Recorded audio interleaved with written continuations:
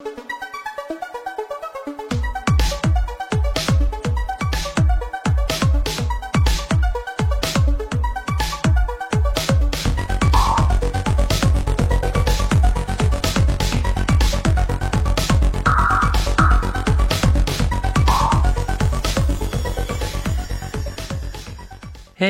hi guys and welcome in a new video. Today I'm thrilled to introduce you a new tutorial about Kubernetes, about concept into Kubernetes. If you're just joining the channel, you can subscribe to it to support me and to not miss next video.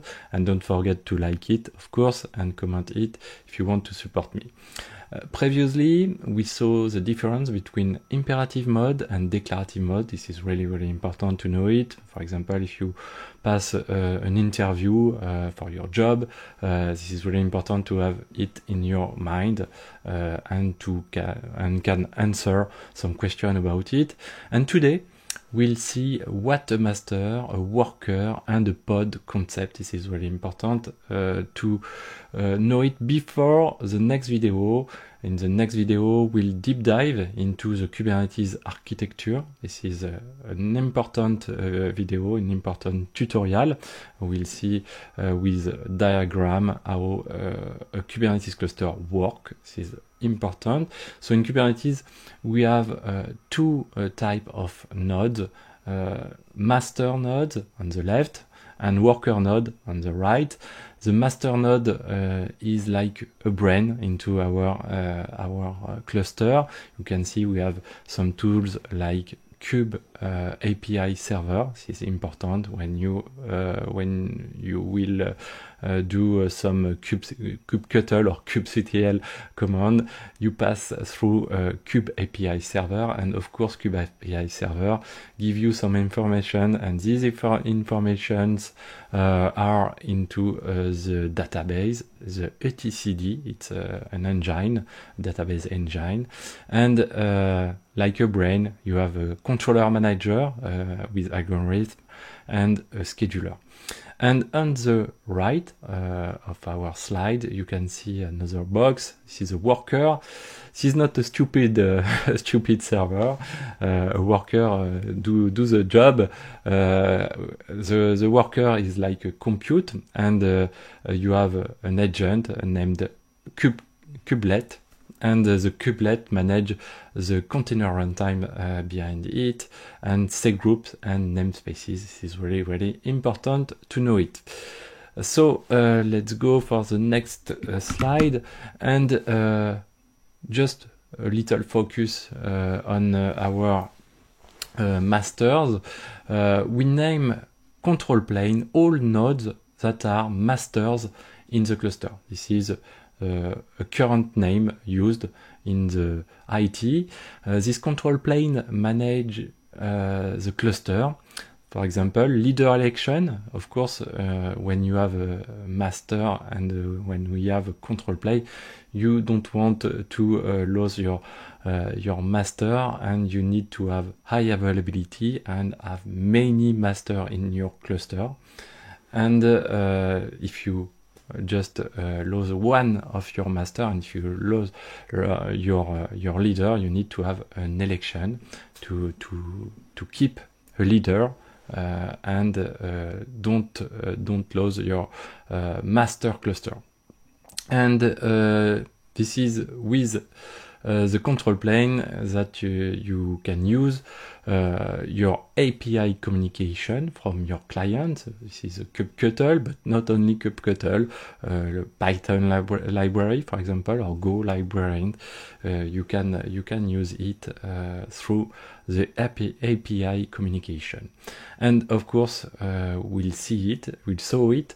We have the database to store all states and descriptive elements into the database, into the etcd engine. In the previous, we talked about a descriptive mode, so the control plane is like the brain of your Kubernetes cluster and ensure that we have what we want. This is a fundamental concept We saw it in the descriptive mode in the previous video. This is where things are done into our cluster, like a brain.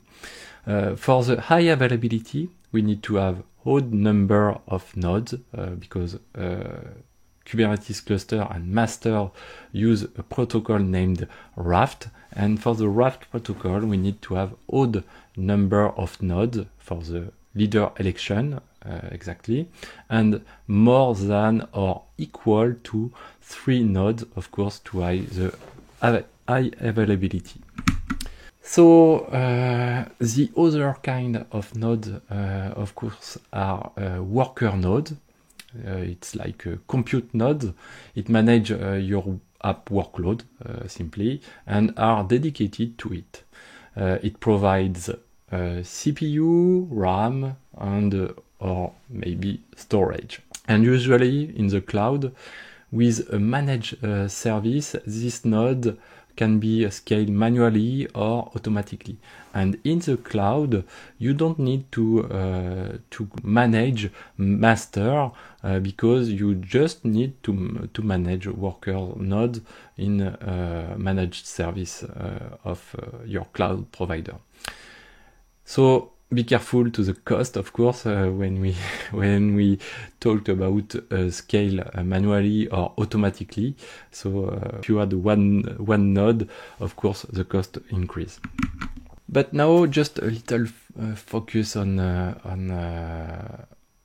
what is a pod. This is really important concept into Kubernetes. One of the most important concept in Kubernetes is the pod. This is the main thing that you need to know for now. A pod is composed by one or more containers, not only one. You can consider that all containers in the same pod have the same IPC namespace, network namespace. For example, if you run many containers in your pod and just check with this container, just a stupid container like curl or stuff like that, or HTTP request, you use the same localhost, the same 127.0.0.1 IP for all containers in the same pod. This is really important to know that. This is the same thing for user namespace and UTS namespace for host name. You have the same host name for all containers in the same pod. And they can share the same volumes. For example, you can have a container name or a container with Nginx process, and aside of it, you can have another container like a log streamer, for example, Fluentbit. And if you mount the varlog Nginx volume to store access log or error log, you can mount the same volume in the Fluentbit container and push your log on your central log centralization like ELK, EFK, or other stuff based on Elasticsearch, but you can use it with other stuff like Victoria Logs or other.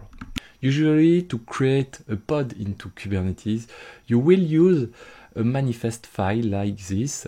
So you can see we have two parts into this file, and this is a YAML file with a YAML format, but you can use a JSON file or JSON format to push a pod, for example, into Kubernetes, but other objects or resources into Kubernetes.